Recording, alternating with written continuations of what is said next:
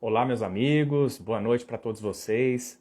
É com grande prazer, né, que a gente dá início a mais uma das lives do projeto Não Durma Sem Saber. E hoje para tratar de um tema bastante interessante, né, para tratar das medidas atípicas de execução. Mais especificamente, né, a gente vai falar aqui sobre a apreensão de CNH e de passaporte, né? Então deixa eu já colocar aqui o tema para vocês.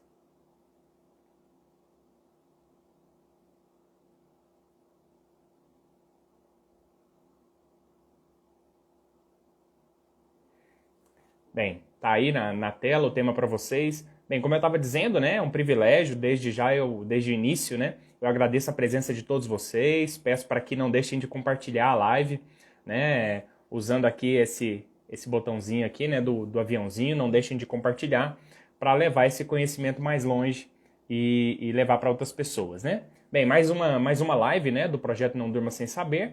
Como eu sempre digo para vocês, a ideia é ir direto ao ponto, né, de uma forma ali bem descomplicada e principalmente, né, com discussões que tenham pertinência prática, né? O grande objetivo aqui, tanto nas colocações que eu faço ou nos convidados que eu trago, é justamente esse. E hoje, né, em especial, eu tenho um convidado aqui mais do que especial, que é o Dr. Danilo Diniz, né, do perfil Execução Efetiva. Deixa eu chamar aqui para ele já fazer parte aqui da nossa discussão.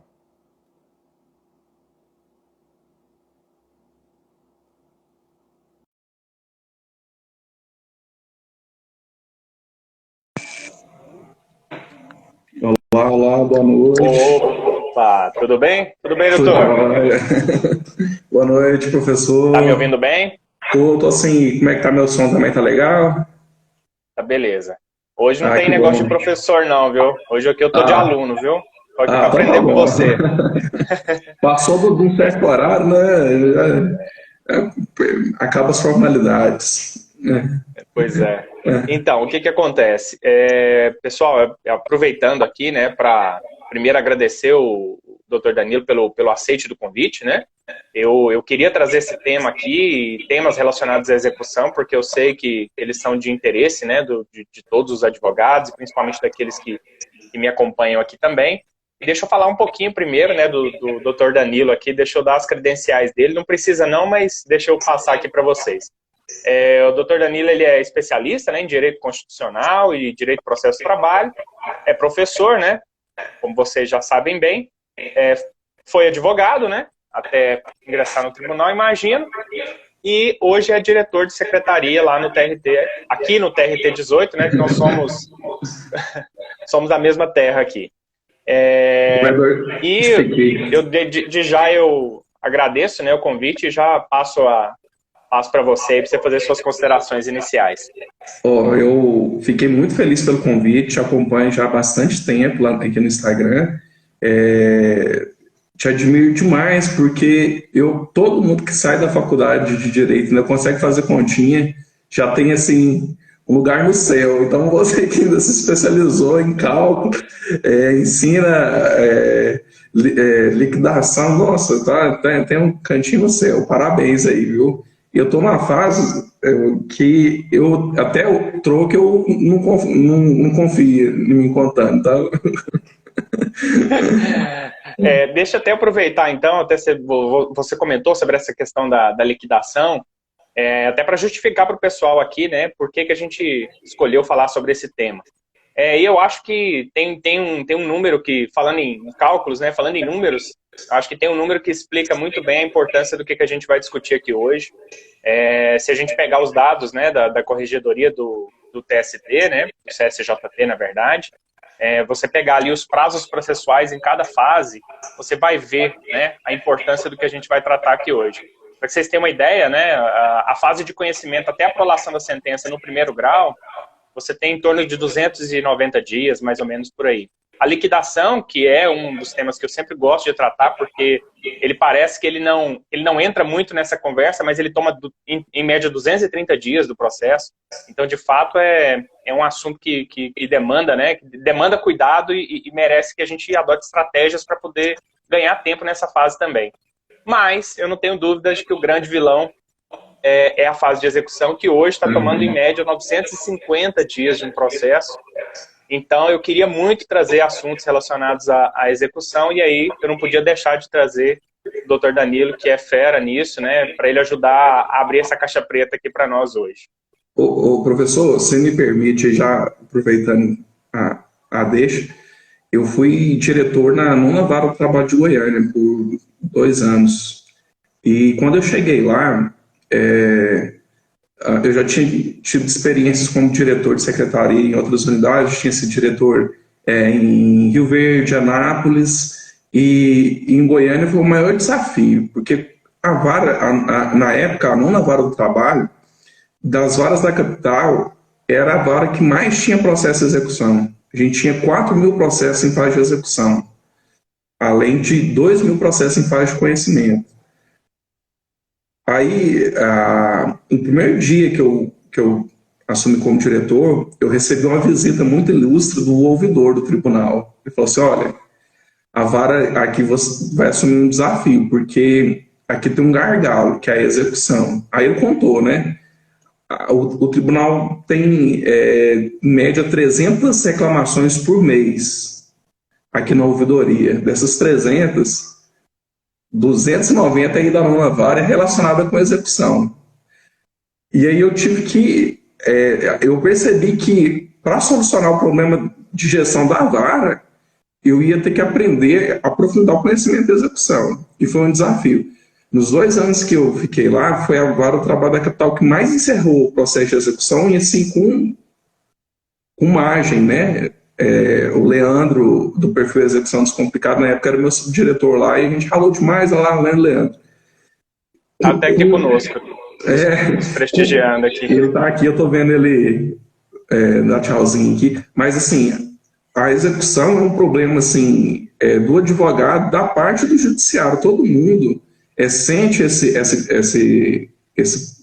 a dificuldade, e se a gente dedicar à execução, como você explicou aí dos prazos, o processo ele vai tramitar mais rápido, ele vai desafogar o judiciário em si, porque o juiz ele dedica o tempo dele não só ali às audiências, né, às sentenças, mas também todo esse volume de atos que a execução produz, todos os despachos, todos os mandados que o juiz assina, e aí vai, todos os incidentes que o juiz tem que julgar na fase de execução. Então, a Vara do Trabalho que consegue organizar os processos dela que estão em fase de execução, essa Vara do Trabalho funciona bem. Aqui em Uruaçu, a gente percebeu isso também, né? Era uma vara assim, com um volume processual muito grande, mas a maioria na fase de execução. A gente conseguiu dar vazão para a execução, tudo encaixa, os prazos das audiências, assim, em cadeia, sabe? E eu falo isso porque eu sei que os advogados sentem isso na prática, né? Uma vara de trabalho que a execução é rápida, toda aquela percepção de satisfação com o judiciário ela aumenta e tudo. Sem dúvida, o papel de quem atua lá na vara, né? De quem está ali na gestão da vara também é imprescindível nisso, né? Lógico que o magistrado tem um papel de gestão e ele tem que tomar as decisões, né? Mas, inevitavelmente, tem uma série de atos processuais ali que quem toca ali no dia a dia, de fato, é quem está lá na prática, e por isso que é importante até trazer essa visão sua aqui também para o pessoal, que é de quem está lá na lida diária e conhece muito bem como que as coisas funcionam, né? Deixa eu só aproveitar aqui para comentar com o pessoal que a gente está aberto para perguntas, né? Fiquem à vontade aí para usar o campo das perguntas ou até os comentários. A gente vai fazer o possível para responder a maior parte delas, se não, depois também a gente responde pelo direct, né? Tenho certeza que o Dr. Danilo aí também é super solícito aí para tentar ajudar todo mundo, né? Na medida do possível. Eu sempre brinco assim que a gente tenta ajudar, talvez não na velocidade que as pessoas mereçam, né? Mas a gente faz o possível para sempre tentar colaborar, né? Mas deixa eu passar aqui direto para o tema, né?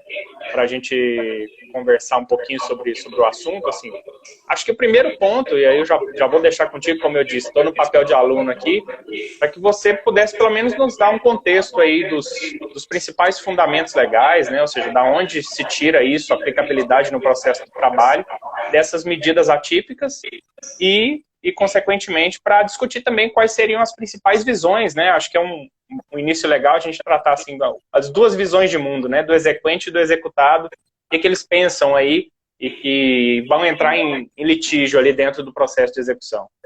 Perfeito. Então, as medidas atípicas, elas ganharam relevância após a reforma aí do CPC e com a reforma trabalhista também, né? É um tema que assim, ganhou força e volume aqui na Justiça do Trabalho. Eu comentei dessa época que eu estava lá em Goiânia, que foi bem na época assim, que explodiu os pedidos de apreensão de CNH, passaporte, essas medidas atípicas todas, com base no artigo lá 139, inciso 4 do CPC, né, que justamente que ele dá poder para o juiz de determinar todas as medidas coercitivas a fim de assegurar o cumprimento da ordem judicial.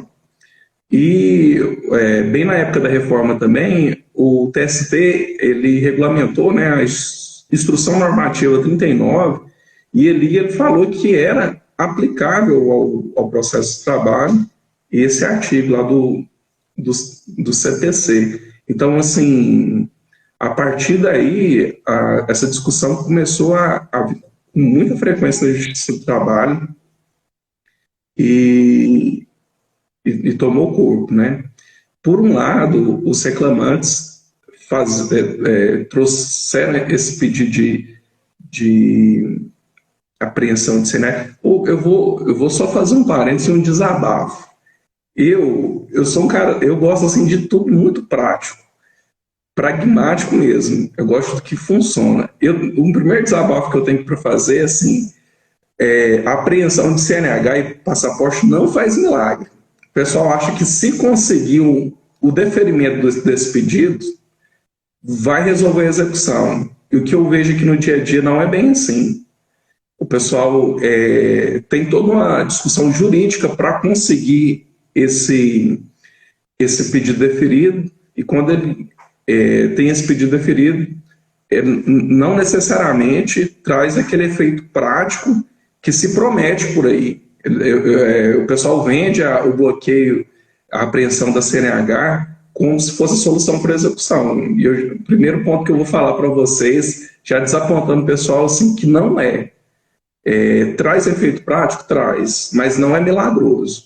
E aproveito aqui para deixar um abraço, eu vi o professor Vinícius Taveira entrando aqui, a gente edita um informativo sobre execução, a gente faz coletâneas, né, sobre os julgados, e ele preparou um só sobre medidas atípicas, e ficou genial. Então, ele aborda assim, todo o posicionamento dos tribunais superiores em relação a essa matéria, que foi construída, né,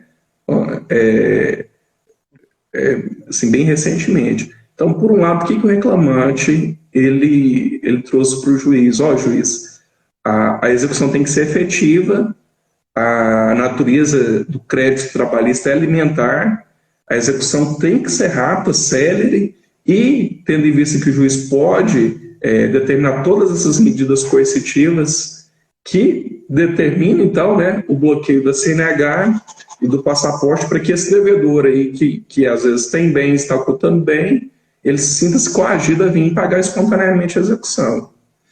Por outro lado, a questão jurídica, né, a reclamar, o executado, para se defender, ele vinha questionando se a apreensão da CNH, do passaporte, ofende ou não o direito de ir e vir do executado, além de ofender o princípio da dignidade da pessoa humana, né, ou da razoabilidade, e essas matérias foram chegando nos tribunais, STJ pronunciou, o TST pronunciou, o STF pronunciou, e por fim, né, de uma forma mais... o TST veio e trouxe alguns parâmetros para essa discussão, que eu acho bem interessante. Até eu vi uma decisão recente lá na SDI 2, né? Porque quando a gente fala de recurso ordinário e mandado de segurança, acaba indo para a SDI 2, e foi um desses recursos sob a relatoria da ministra Adelaide, né? Que é conterrânea nossa aqui também. Não sei se você é de Goiás, mas eu supondo que sim. Conterrânea nossa aqui também, que fez, né? Relatou um desses recursos ordinários e mandado de segurança, e que trouxe, né, a gente até selecionou essa decisão para trazer aqui para o pessoal, porque realmente ela é paradigmática, né, porque ela, na realidade, é muito didática, né, porque ela traz ali todos os pressupostos para o deferimento dessas medidas atípicas, né, e aí eu acho bastante interessante, porque eu até recomendo depois, eu até vou subir essa decisão lá no meu canal também. Depois até me passa esse informativo aí também, eu faço questão de compartilhar lá com as pessoas que me acompanham lá no meu canal do Telegram. E basicamente essa decisão estabeleceu ali 3 requisitos essenciais, né? Na verdade, a inexistência, né, de patrimônio do devedor, né? O primeiro pressuposto, mas não suficiente, né? Inclusive tem outras decisões trazendo justamente essa questão de que não basta, né, a mera indicação de que inexiste patrimônio do devedor para isso, porque se na verdade não existir, de nada vai ter efetividade essa medida, né? Com certeza. Exatamente. O outro ponto seria a análise, né, das particularidades de cada caso, e aí eu consigo enxergar algumas questões de ordem prática também, você fica à vontade para ir pontuando algumas aí que você, na prática, enxerga mais até do que eu também, né? Como, por exemplo, não oferecer endereço correto, mas sempre ele está se manifestando no processo, né? Quando convém, via advogado, ou seja, é nítido que ele está se esquivando ali da execução. Se ele não usa a CNH ou o passaporte ou aquele instrumento de medida atípica para o seu ofício, né? Esse eu acho que talvez é um dos argumentos mais fortes, né, contra o deferimento da medida. Verdade. Eventuais indícios de ocultação de bens, e aí pode ser até a utilização de fotos de redes sociais, né? O cara demonstrando uma vida incompatível com o que ele alega dentro do processo, né? E, obviamente, o outro requisito é que exista tanto uma submissão ao contraditório quanto o respeito daqueles princípios basilares ali, né? Proporcionalidade, razoabilidade, eficiência. Então, eu vejo que essas são as principais discussões que foram trazidas ali nessa decisão e que eu acho que são fundamentais para a gente começar, né? Para a gente dar o ponto de partida nessa discussão do que é necessário na prática fazer para conseguir, de fato, o deferimento desse tipo de medida, né? Então, interessante essa decisão, que ela aborda justamente isso, fala que aprender a CNH não fere o direito de ir e vir do devedor. Mas não só isso, né? Teria que observar esses outros requisitos. Agora, você comentou aí desse primeiro ponto que a decisão comenta, que é a inexistência de patrimônio do devedor. Eu imagino aqui qual que é a ideia aqui de realmente esgotar as tentativas ordinárias, né, ou típicas de construção patrimonial.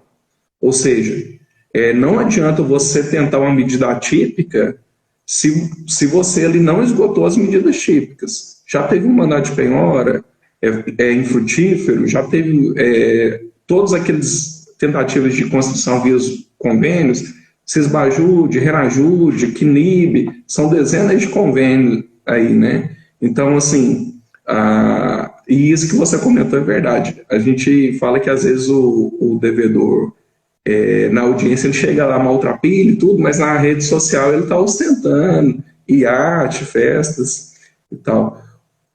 Eu não aguento ver o pessoal indo dar tchau. Quero deixar um tchau aqui pro professor Gustavo Ribas. Ele que escreve o Informe TST, que faz comentários sobre a jurisprudência do TST. Inclusive, um dos informativos dele, ele comenta essa decisão que chegou com base na apreensão do passaporte, né? Que é outra medida atípica aí que o pessoal usa bastante.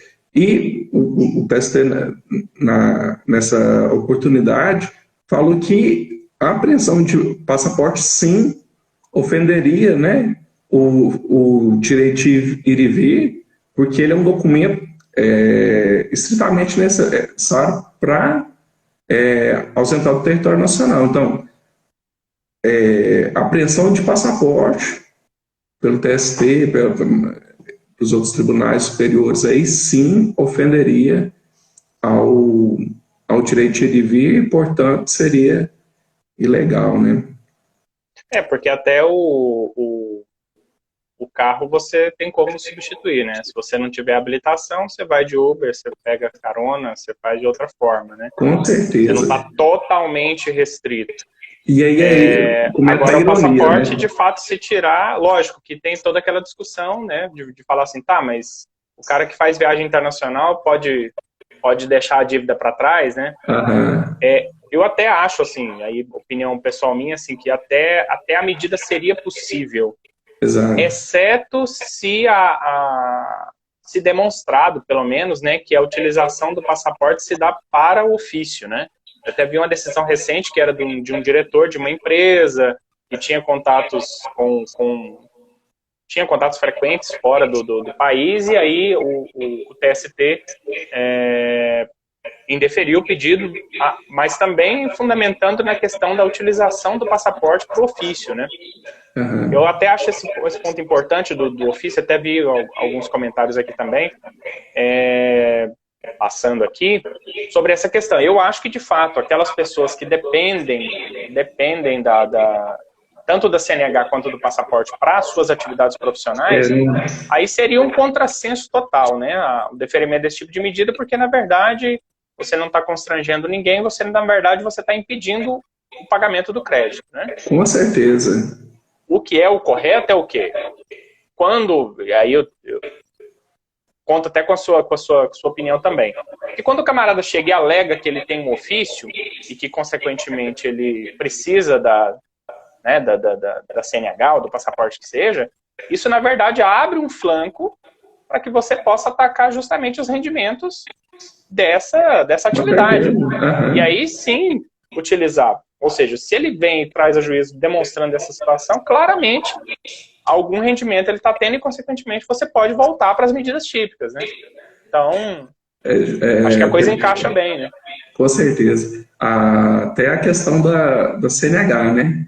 Se você já fez um renajuste, não achou um veículo, e você pede a restrição da CNH e o devedor pede o desbloqueio, vai desbloquear por quê? Que carro que ele está dirigindo, né? Esse veículo é de quem? É dele? É de um terceiro? No mínimo, ele tem que contar direito essa história aí. Aí o pessoal fala, eu sou motorista Uber, teve até decisão recente nesse sentido. Olha, eu uso CNH porque eu desempenho uma função de motorista. Aí é óbvio que até um contrassenso, como você falou, né? Você está inviabilizando, você não está coagindo o devedor, na verdade você está inviabilizando o pagamento. Mas é bem por aí mesmo.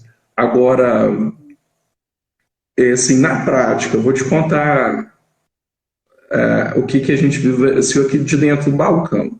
O TRT-18 teve uma época que ele soltou no site que uma decisão que deferiu, né, o bloqueio de CNH e passaporte.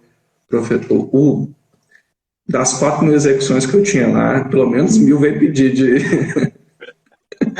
de apreensão de CNH e passaporte.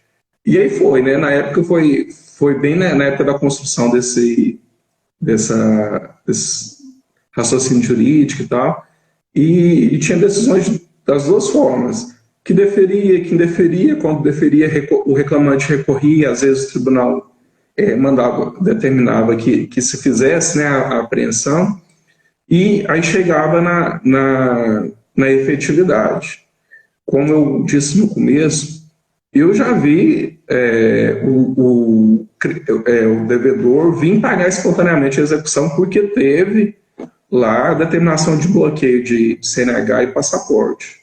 Então, assim, pode funcionar? Pode. Mas não é a salvação da lavoura, não, mas pode. Aí eu sempre gosto de trazer esse debate para o lado pragmático, né? Quando o advogado está ali olhando o processo dele, ele tem que saber assim, qual que é o momento estratégico para fazer esse tipo de requerimento. Deixa eu até aproveitar que você está até fazendo esse gancho aí, até para cumprimentar algumas pessoas aqui muito queridas que entraram.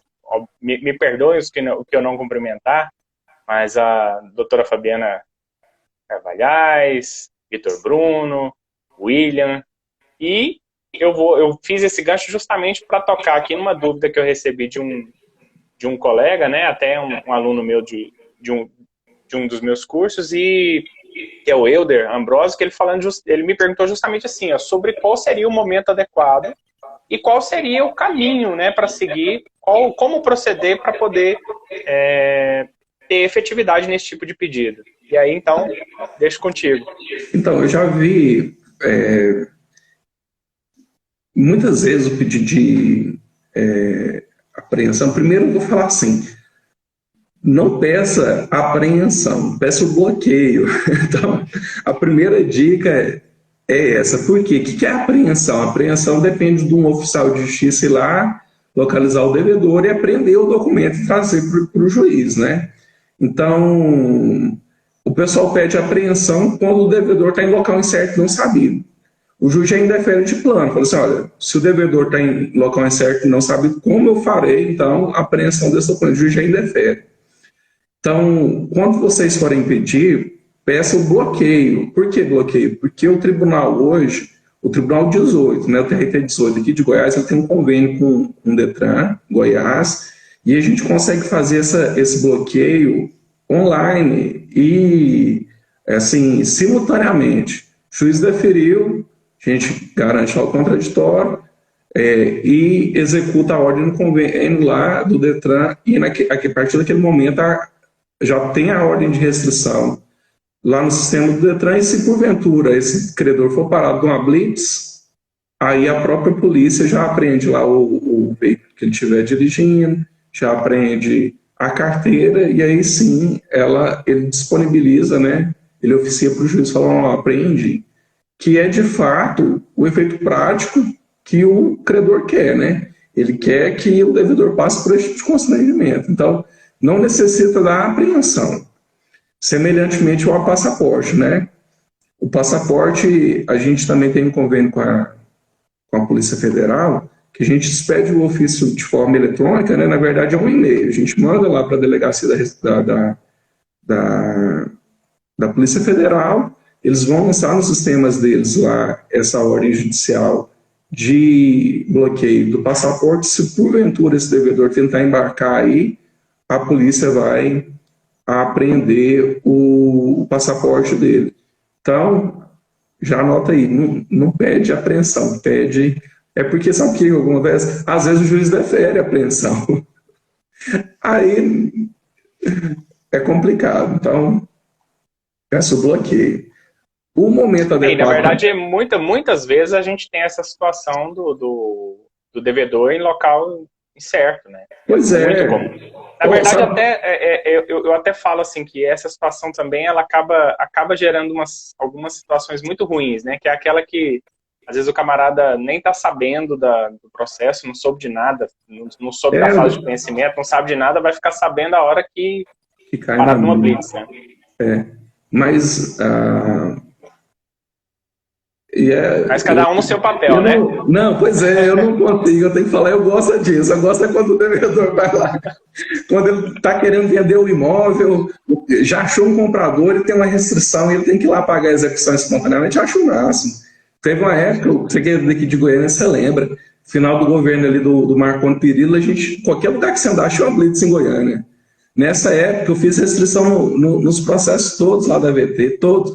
Todo dia vinha alguém lá para pagar uma execução, porque caiu na blitz. Então, convênio é para isso mesmo, é para gerar esse constrangimento lá e para o devedor vir.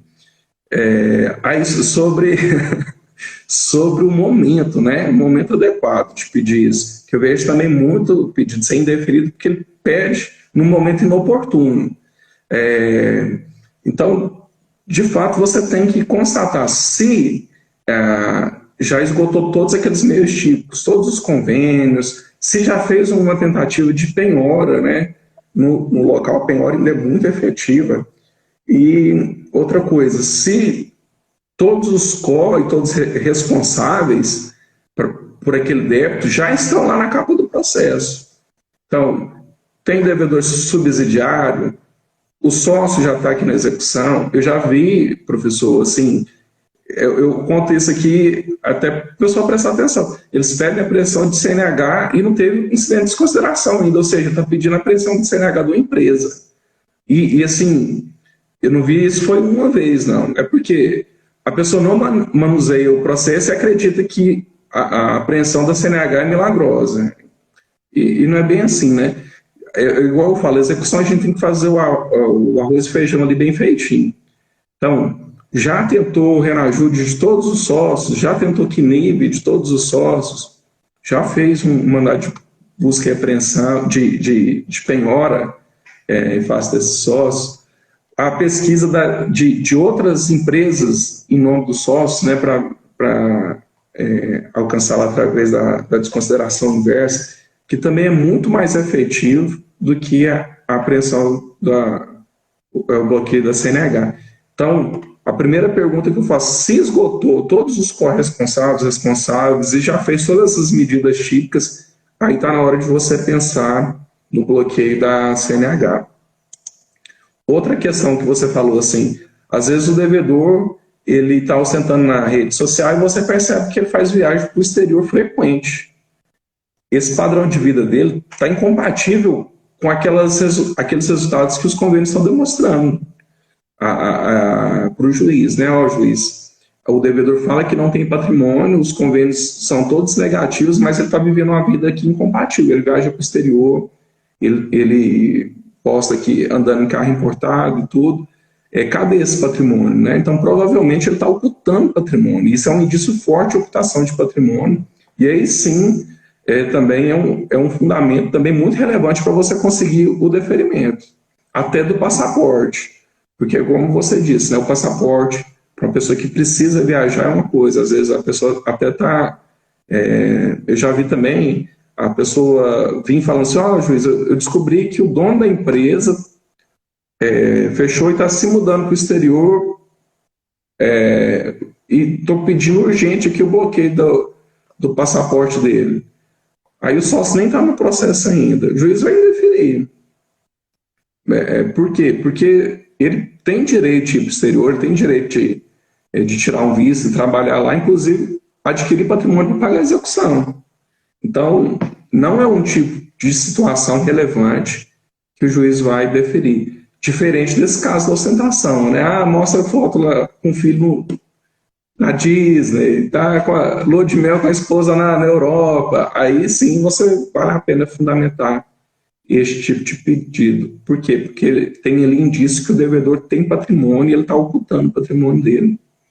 E também eu vejo frequentemente processo,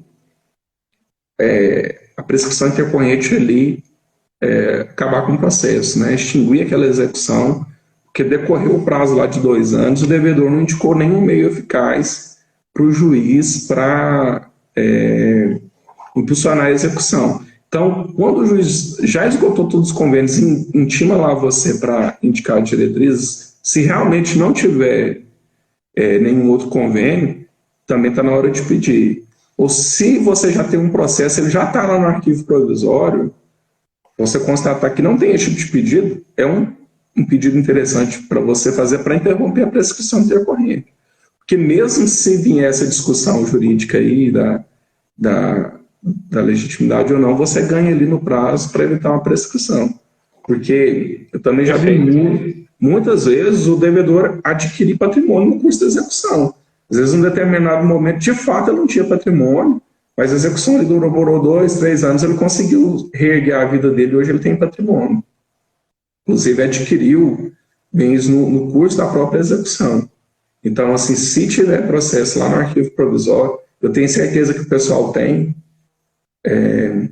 está na hora de pedir. E essas coisas são muito interessantes mesmo. Até recentemente estava trabalhando numa execução e de repente, assim, eu estava dizendo, já estava meio sem saída e de repente, notícia de internet, o camarada estava lá num diretório regional nas eleições. Opa, peraí, o cara está no outro estado, aí já começou a busca toda em outro sentido, entendeu? Então, você poderia ter perdido o processo e, às vezes, você deixando o processo vivo, você pode vir a ter êxito depois, né? Esses dias eu até comentei com alguns colegas que eu fiquei, assim, surpreso com um processo. O valor da execução era muito, eu achei muito alto, assim, 100 e tantos mil, que o advogado só abandonou o processo, abandonou. Aí deu o prazo prescricional, a gente intima ele para indicar causas interruptivas, a suspensiva da prescrição também não fala nada, ou seja, um processo assim que o reclamante com certeza estava fazendo plano caixinheiro e o advogado abandonou o processo e a prescrição chega rápido, né? A prescrição hoje bienal ela não tem dó, a prescrição intercorrente.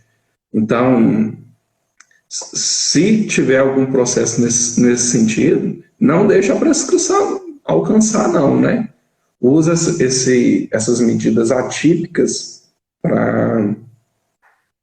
para conseguir, fazer essa respiração boca a boca no processo. Não deixa ele morrer, não. É isso aí. E em relação às outras medidas, né?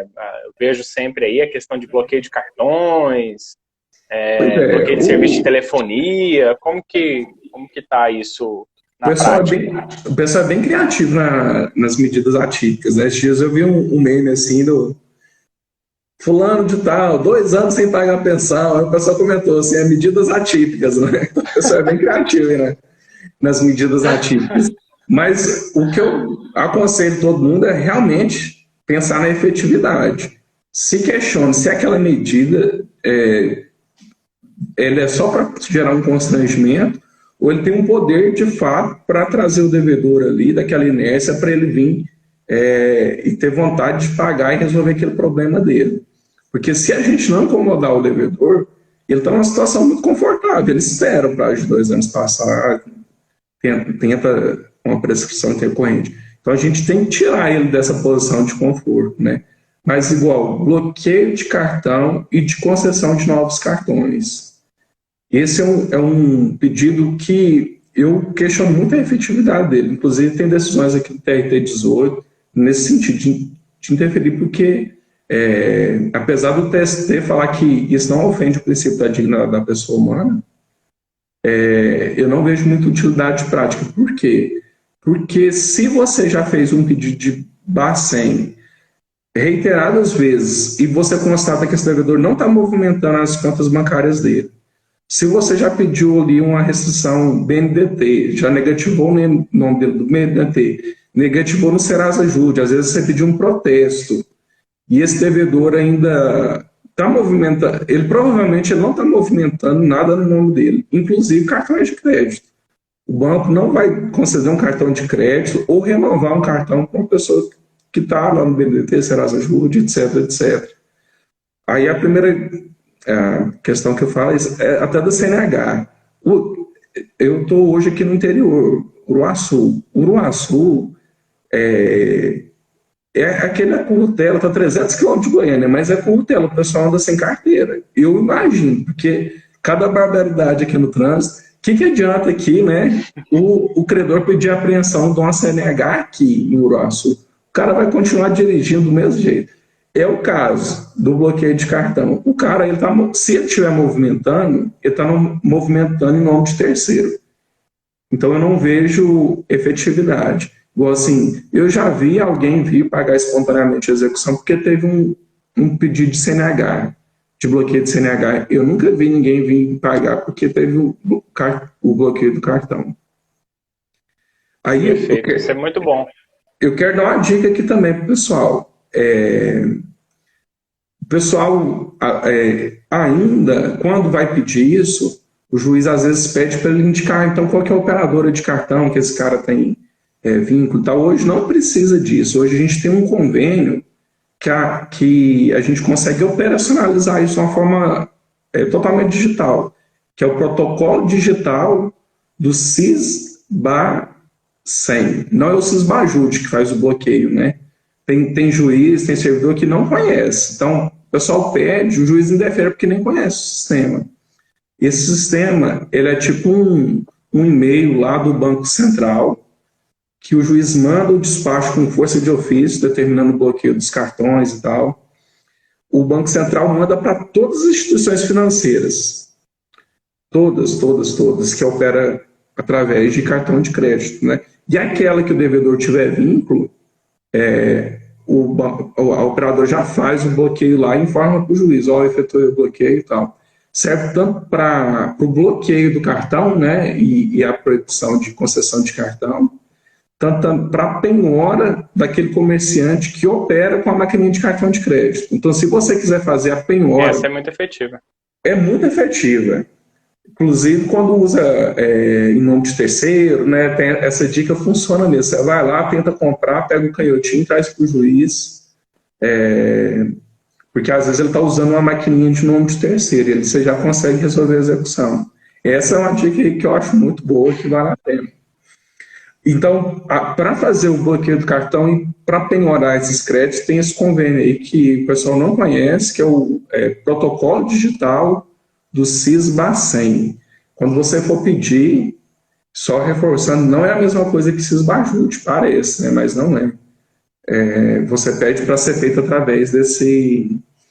tem uma pergunta aqui que eu também acho muito relevante. Pelo CIS/BAJUD não consegue informações sobre operação de cartão de crédito? Isso consegue, mas se você conseguir que o juiz quebre o sigilo bancário, é muito mais complicado você conseguir que o juiz use essa ferramenta. Então, existe sim o CIS/BAJUD, ele fornece esse tipo de relatório, inclusive traz todo o extrato lá do devedor tudo que ele compra através do cartão de crédito, o juiz consegue esse dado. Mas o juiz só vai te dar acesso a esse relatório se você conseguir antes uma quebra de sigilo. Que aí também é assunto para outra live aí, viu? Que é pedreira. Não, beleza. E igual o bloqueio de telefone, de celular, de telefone, cara, o pessoal usa celular na cadeia. O que vai adiantar fazer um bloqueio de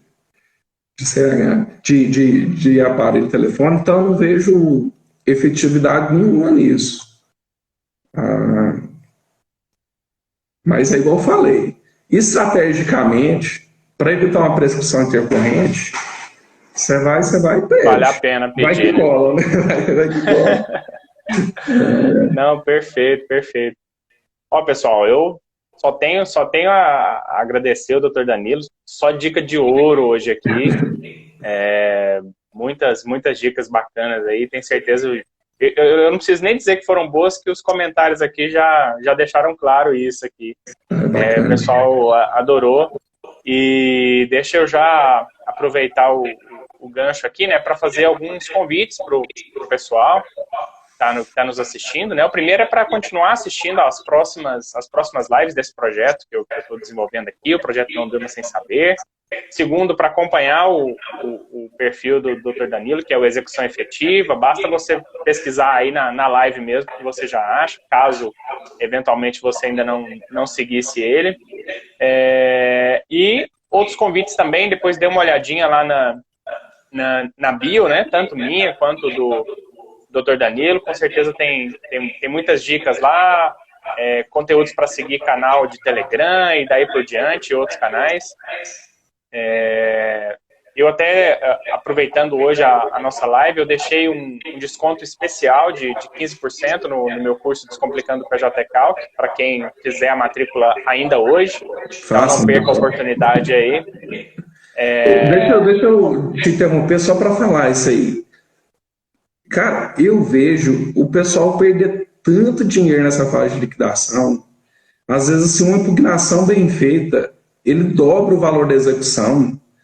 Então, Uma base de cálculo que ele cara, é acertar. demais. É assim, um conhecimento, assim, um investimento que eu falo, pessoal, faça, que vai voltar para você aí várias vezes. Invista em cálculo, nessa parte. E eu vou contar outro segredo aqui do balcão, que quem atua no TRT-18. O pessoal acha que assim, o setor de cálculo não erra, e erra muito. Você que atua aí, você sabe tanto que o pessoal erra, né? Então, assim, O é que eu um acho nicho que mais cruel é uma presunção de achar que o calculista sempre acerta. Aham, Porque aqui a gente tem o setor de cálculos, então os cálculos já vêm, né? Então o que eu vejo aham. de não manifestação em relação aos cálculos é uma coisa absurda, né? Na verdade, tem muita coisa ali que daria para questionar e o pessoal não questiona. Não, e na prática, assim, com muito processo, eu vejo assim, tanto que uma impugnação bem feita muda a execução. Por exemplo, assim, na execução de subir 30, 40, 50 mil reais, fácil. Então, assim, pessoal, especialize nisso aí que vale a pena mesmo. Vocês vão, igual o pessoal fala, tá deixando dinheiro na mesa, né? Não, É. Deixa eu aproveitar para cumprimentar três amigos aqui antes da gente passar. Primeiro, o Dr. Basílio, aí, que é um tá em frequente todo. assíduo, que é Eu acho que ele a tem pico doutora perfil, só pode. Ele assiste todo mundo. onipresente, né? Ele tá. É, a doutora Aurani também, do Jornada Trabalhista, o queridíssimo professor Marcos Scalerci, aí, que nos deu a honra também Ô, de professor. estar aqui conosco, nos brindando aí com a presença dele. E eu passo a palavra para você, Danilo, para você fazer suas considerações também. Fique à vontade aí também. Fale um pouquinho sobre os seus projetos aí, que eu sei que tem muita coisa boa vindo por aí. Bacana. Ó, primeiro agradecer demais o convite, fiquei muito feliz, fiquei muito à vontade aqui, gostei mesmo. Espero em breve a gente poder repetir uma live lá no meu canal, tudo. Deixar um abraço também para Aceito. o doutor Basílio aqui, está confundindo com o Lauro. O Lauro, eu senti a falta dele aqui hoje. E teve um outro colega que eu vi aqui, que ele também está sempre, o doutor Luiz, deixar um abraço para ele também. Sobre execução, o Thiago, estagiário aqui da PT de Uruaçu, o cara tá fera na execução, tá com sangue no olho aí com a execução. O que eu queria contar para vocês do nosso projeto? A gente está fazendo um projeto novo que chama Abrindo a Caixa Preta da Execução. O que a gente resolveu falar? Assim, realmente essa experiência que a gente tem do lado de dentro do balcão, manuseando os convênios. E aí a gente vai contar para vocês toda assim, a possibilidade que vocês têm de explorar os convênios mesmo, né? Às vezes o Cisbajude mesmo, que é um convênio conhecido e pouco explorado, Renajude, aí vai. Então a gente quer contar assim todas as funcionalidades do sistema e para você conseguir de verdade assim solucionar a execução, porque o judiciário tem assim armas poderosíssimas para auxiliar na execução. Então, quem quiser, eu estou fazendo essa série de posts lá abrindo a Caixa Preta e em breve a gente vai lançar um curso aí só sobre ferramentas. Então, quem gosta desse tema aí tá convidado. Já entrem aí na lista de espera aí, já incomoda lá o Dr. Danilo lá para poder ficar nessa lista. Pode dar o último recadinho? Claro. A gente está com um evento gratuito, aberto, sobre uma ferramenta também muito efetiva na execução, que é o CCS. O pessoal não conhece, e é de utilidade pública. CCS é uma ferramenta muito poderosa para investigar laranjas e grupo econômico. Fora conta garantia, investimentos, é assim, uma ferramenta muito boa. A gente vai fazer tipo um dossiê, vai contar todas as funcionalidades. A gente fez uma apostila para para o advogado conseguir interpretar a resposta dele. A gente vai distribuir isso gratuitamente. Tem link para escrever nesse evento lá na bio do meu perfil, e vai ser dia 29 de março. Então, pessoal que se interessar por esse tema, corre lá e inscreva-se, que ele é gratuito. Era esse recadinho que eu queria dar. Não, perfeito. Deixa antes até de a gente encerrar, algo que eu acho assim que é fundamental, e eu falo isso também como advogado, né? Nós, como advogados, tínhamos um mau hábito, né? Na verdade, por conta da execução seguir de ofício, a gente, assim como acreditava sempre no mérito, e ele existe, obviamente, dos calculistas do tribunal, a gente também confiava sempre no bom trabalho, na boa vontade da marcha, né, de ofício ali do processo.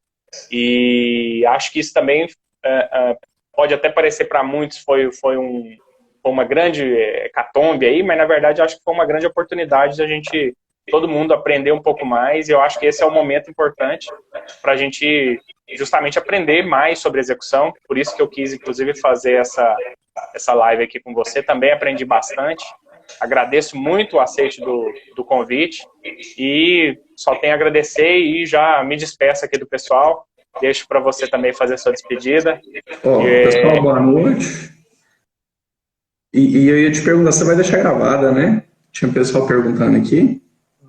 Com certeza, vai ficar gravado. Abração. Então é isso, pessoal. Boa noite para todos vocês. Um privilégio, uma honra ter vocês aqui. Tchau, tchau.